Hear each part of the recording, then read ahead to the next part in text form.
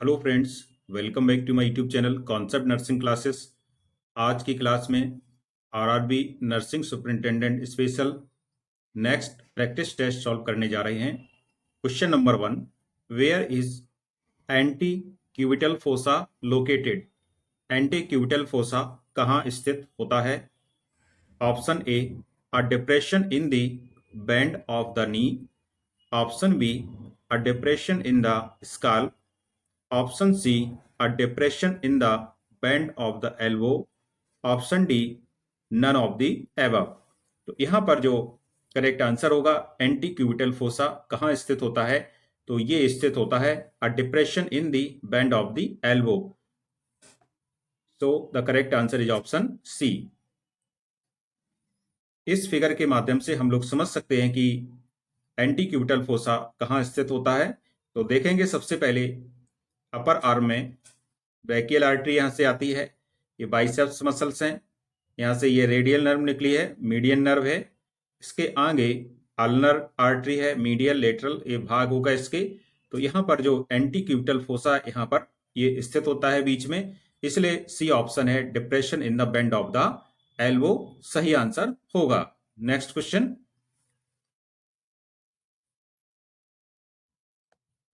Detrusor muscle is found in. Detrusor muscle कहाँ पाई जाती हैं? यूरिथ्रा, यूरिनरी ब्लैडर, यूट्रस या फैलोपियन ट्यूब। इसका करेक्ट आंसर होगा जो डेट्रूसर मसल होती हैं ये यूरिनरी ब्लैडर में पाई जाती हैं, इसलिए बी ऑप्शन यहां पर सही है। Next question,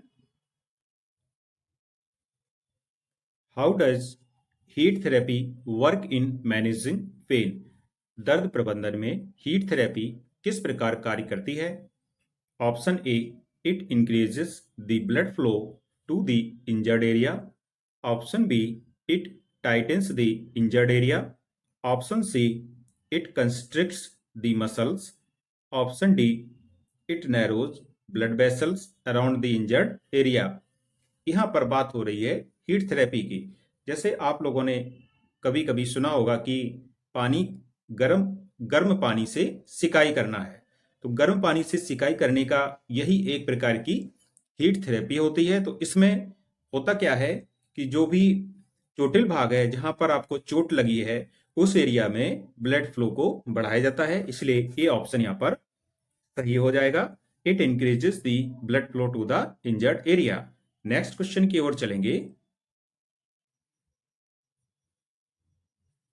in adult man what is the average glomerular filtration rate? वयस्क पुरुषों में ग्लोमेरुलर फिल्ट्रेशन रेट क्या है? Option A, 105 ml per minute. Option B, 115 ml per minute. Option C, 90 ml per minute. Option D, 125 ml per minute। यहाँ पर बात हो रही है ग्लोमेरुलर फिल्ट्रेशन रेट, जो कि एक ऐसा टेस्ट होता है जो यह चेक करता है कि आपकी किडनी कितनी अच्छी तरह से कार्य कर रहे हैं। तो इसमें क्या होता है कि किडनी की जो यूनिट होती है ये नेफ्रॉन्स होती हैं, और नेफ्रॉन्स में एक पार्ट पार्ट होता है जिसको हम लोग इस टाइप से जो ब्लड को फिल्टर करने का कार्य करती है, इसको ग्लोमेरुलस बोलते हैं। इसका जो एडल्ट मैन में इसकी जो फिल्ट्रेशन रेट होती है ये होती है 105 ml पर मिनट, इसलिए पहला ऑप्शन यहाँ पर सही हो जाएगा। नेक्स्ट क्वेश्चन की ओर चलते हैं। Which of the following is a rare cause of laryngitis? कौन सा स्वर यंत्र शोथ लेरिंजाइटिस का एक दुर्लभ कारण है? Option A, virus. Option B, inhalation of noxious substances. Option C, bacteria. Option D, fungus.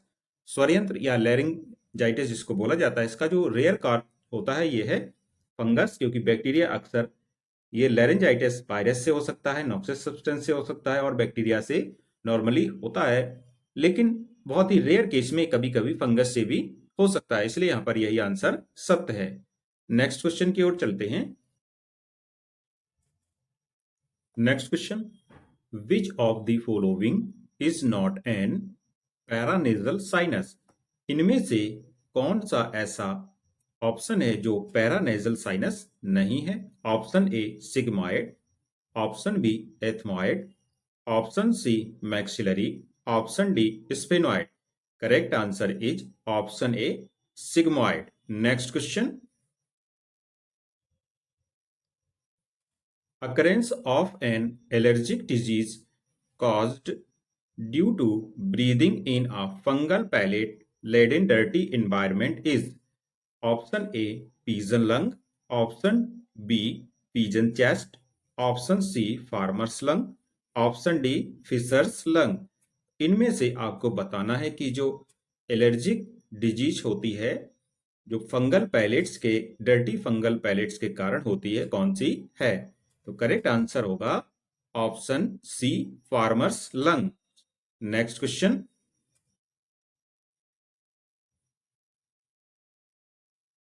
Which of the following blood vessel values gas values is compatible with metabolic acidosis?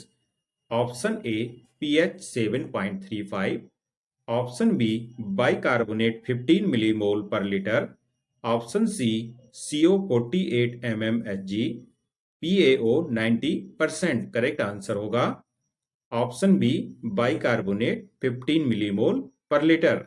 Next question. Which of the following option is not a type of croup?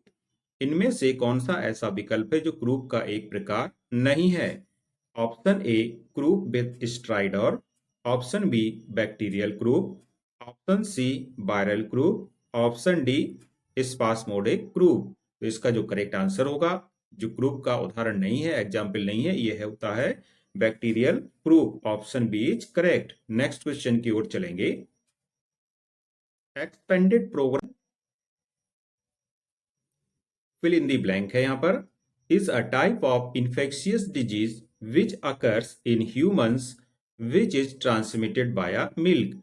मनुष्यों में एक ऐसी बीमारी होती है जो infected milk के संपर्क में आने से होती है, और ये क्या है? Option A brucellosis, option B filariasis, option C dengue, option D yellow fever. इसमें जो ब्रूसिलोसिस होता है ये इन्फेक्टेड एनिमल्स के जो मिल्क होता है उससे मनुष्यों में संचरित होता है, जैसे भेड़ बकरी, इसलिए यहां पर पहला ऑप्शन सही हो जाएगा। Next question. What is the first stage in the process of purification of water on large scale? A boiling, B screening, C storage, D disinfection. जब पानी को अधिक मात्रा में एकत्र करके प्यूरिफाई करना हो तो सबसे पहले क्या करेंगे? उसका स्टोरेज करेंगे। बड़े बड़े शहरों में क्या होता है, पहले स्टोर किया जाता है, उसके बाद जो भी अन्य प्रोसेस है वो अपनाए जाएंगे, इसलिए सी ऑप्शन यहां पर सही हो जाएगा। अगले प्रश्न की तरफ चलेंगे। विच of the following is not criteria of food hygiene rating plan?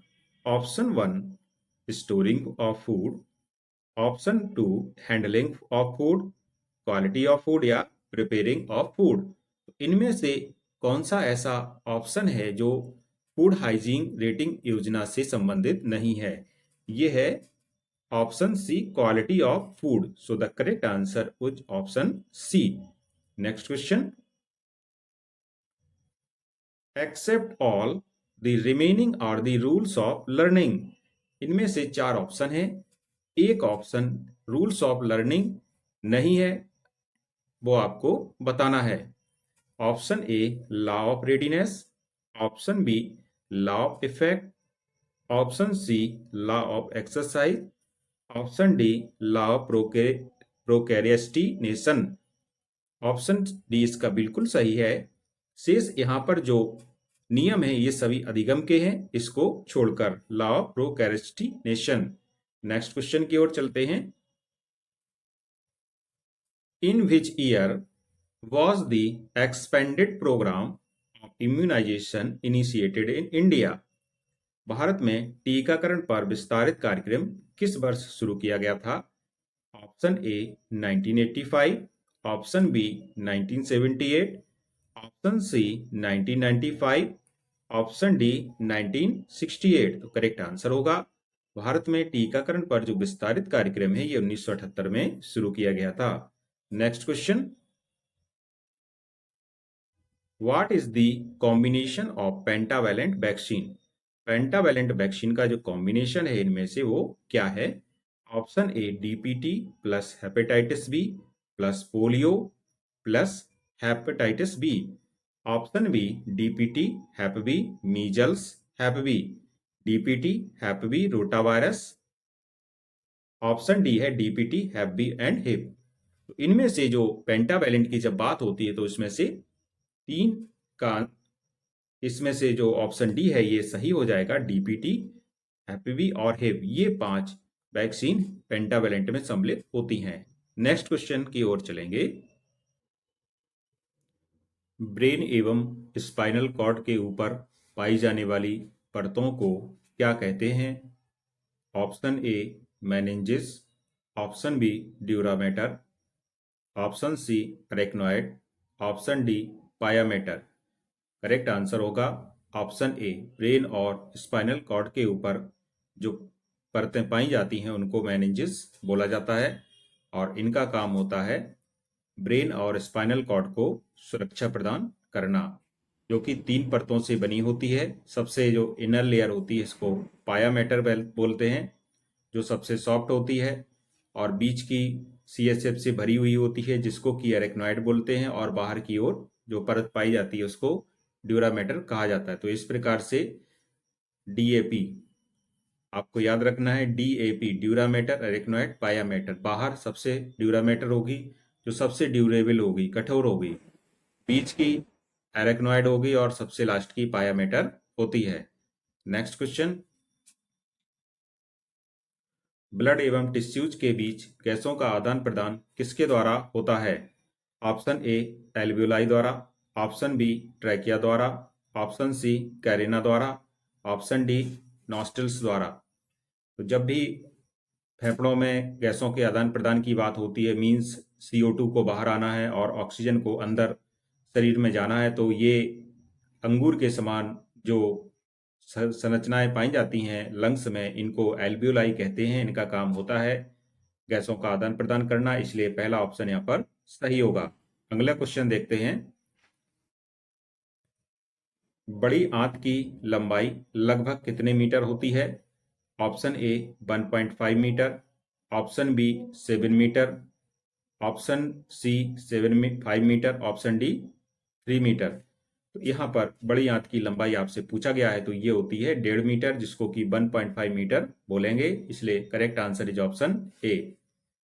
The largest intestine is responsible for processing indigestible food material. तो इसका जो काम होता है, जो भी इनडाइजेस्टिव फूड मटेरियल होता है जिसको कि काइम बोला जाता है, उसको प्रोसेसिंग करने का कार्य किसका है? लार्ज इंटेस्टाइन का है। जो अपचित भोजन है उसको बाहर निकालना। अगला क्वेश्चन। त्वचा की किस परत में कोई भी रक्त वाहिका एवं तंत्रिका शिरा नहीं पाई जाती है?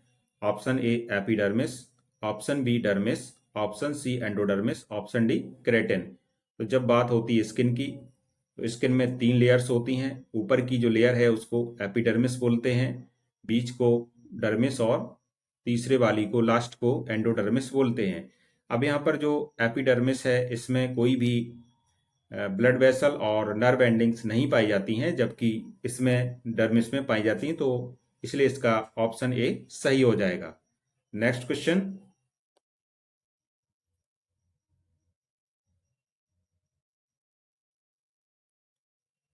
वृषण कैंसर का प्रथम लक्षण क्या है? ए फैलोपियन ट्यूब में सूजन, B painless enlargement of testis, C azoospermia और डी ये सभी। तो टेस्टिकुलर कैंसर का जो पहला लक्षण होता है ये होता है पेनलेस एनलार्जमेंट ऑफ टेस्टिकल्स। वृषणों का दर्द रहित आकार में बड़ा होना, ये वृषण कैंसर कहलाता है। So the correct answer is option B. Next question.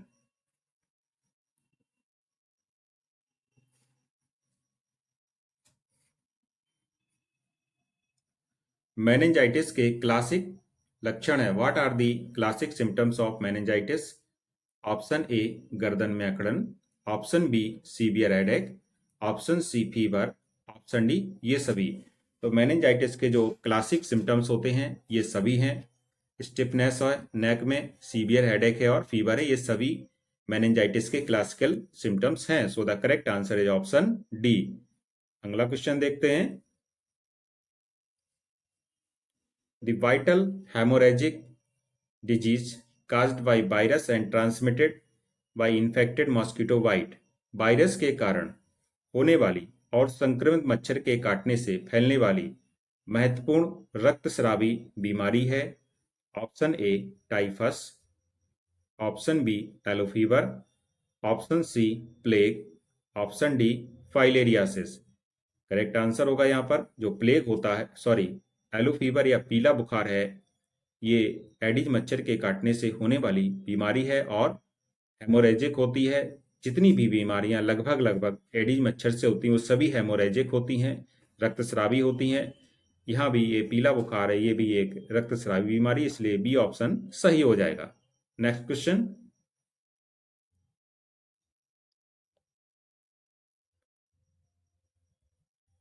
Expulsion of fetus occurs in. भ्रूण का निष्कासन होता है।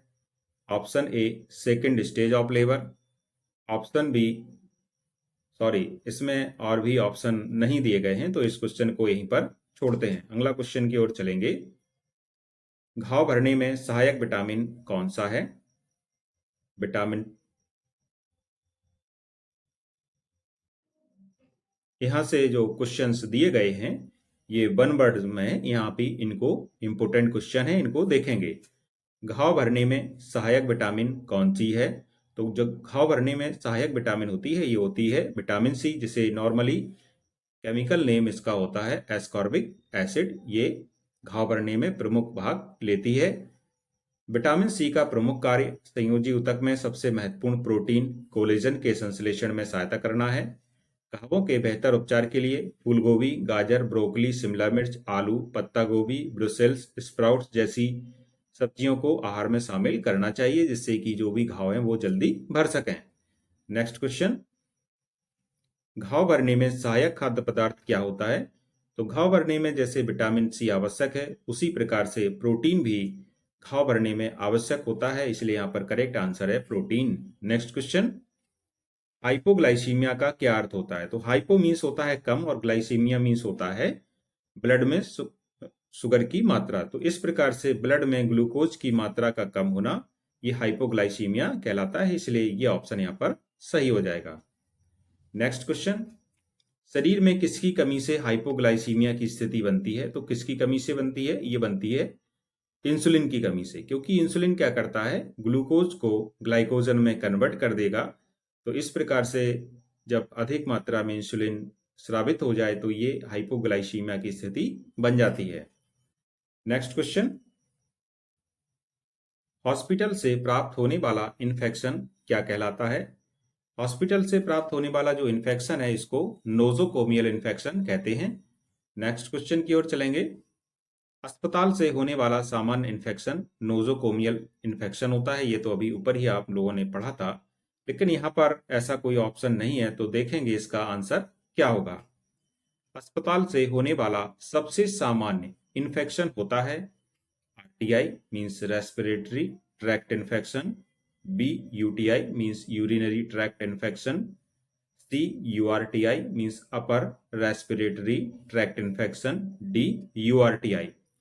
अस्पताल से होने वाला जो सबसे सामान्य इन्फेक्शन होता है ये होता है UTI means urinary tract infection. So the correct answer is option B. Next question की ओर चलते हैं। किसके कारण पीलिया होता है? तो पीलिया होता है ब्लड में बिलीरुबिन की मात्रा अधिक हो जाना, ये क्या कहलाता है? पीलिया कहलाता है। ब्लड का पीएच कितने से कम हो जाने पर एसिडोसिस की स्थिति होती है? तो नॉर्मल पीएच 7 होती है, 7 से अधिक होना एल्कलोसिस होता है और कम होना एसिडोसिस बनता है। तो यहाँ पर जब 7.4 से कम हो जाए पीएच तो ये एसिडोसिस की स्थिति बनती है। Next question. यदि आंतरिक कान में दर्द हो तो इसका प्रमुख लक्षण क्या है? इंटरनल ईयर में जब दर्द हो तो इसका जो प्रमुख लक्षण है, ऑप्शन आपके सामने दिए गए हैं, क्या होता है? वर्टिगो, वॉमिटिंग, नोजिया या स्टमक पेन। तो जब भी आंतरिक कान में दर्द हो तो व्यक्ति को क्या होता है? चक्कर आते हैं, इसलिए पहला ऑप्शन यहाँ पर ए सही हो जाएगा। नेक्स्ट क्वेश्चन की ओर चलते हैं। Next question, a person with head injury is not able to understand or comprehend the language but verbal response is fluent. The condition is termed as option A Wernicke's aphasia, option B Broca's aphasia, option C conduction aphasia, option D global aphasia. तो कौन सा option इसके लिए प्रयुक्त होगा कि एक person को हेड इंजरी हो चुकी है। तो हेड इंजरी का एक पेशेंट है, लेकिन वह शब्दों को समझने में, कौन सी भाषा है वो समझने में ये अक्षम है, अनेबल है। तो ये होगा Wernicke's aphasia. So the correct answer is option A. Next question की ओर चलेंगे। Left-sided congestive heart failure is most common associated with dyspnea, distended neck veins, hepatomegaly, pedal oedema. तो इनमें से आपको बताना है कि जो कंजेस्टिव हार्ट फेल्योर होता है लेफ्ट साइडेड, ये किससे एसोसिएटेड रहता है। तो ये होता है सांस की कमी से, यानी कि dyspnoea. So the correct answer is option A. Next question की ओर चलते हैं। The pre-operative assessment warrants immediate notification to the surgeon is A. Temperature 101.5 degree Fahrenheit, B. Serum sodium 135 milli equivalent per liter, C. Bronchovascular breath sound, D. BP 135 by 80 mm Hg। तो यहाँ पर जो pre operative assessment है, ये जब भी surgery से पहले, तो इसमें से सबसे अधिक जो खतरनाक साइन होगा वो है टेम्परेचर 101.5 डिग्री फ़ारेनहाइट होना, यानी कि जब इस फीवर होगा पेशेंट को तो उसकी सर्जरी नहीं करेंगे। नेक्स्ट क्वेश्चन,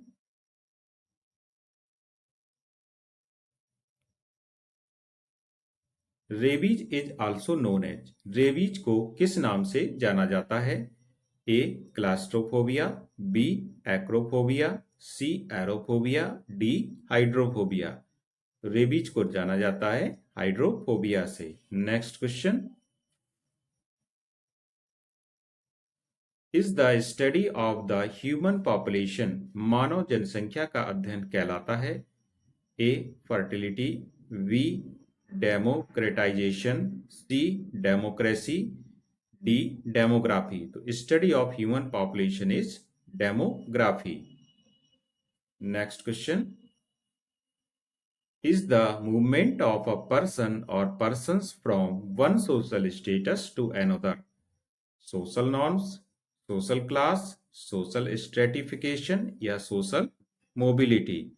करेक्ट आंसर होगा option D social mobility. Next question की ओर चलेंगे। What is the movement of the body part around its own axis? Adduction, abduction, extension या रोटेशन। बॉडी पार्ट का अपने एक्सिस के चारों तरफ घूमना ये रोटेशन कहलाता है। Next question,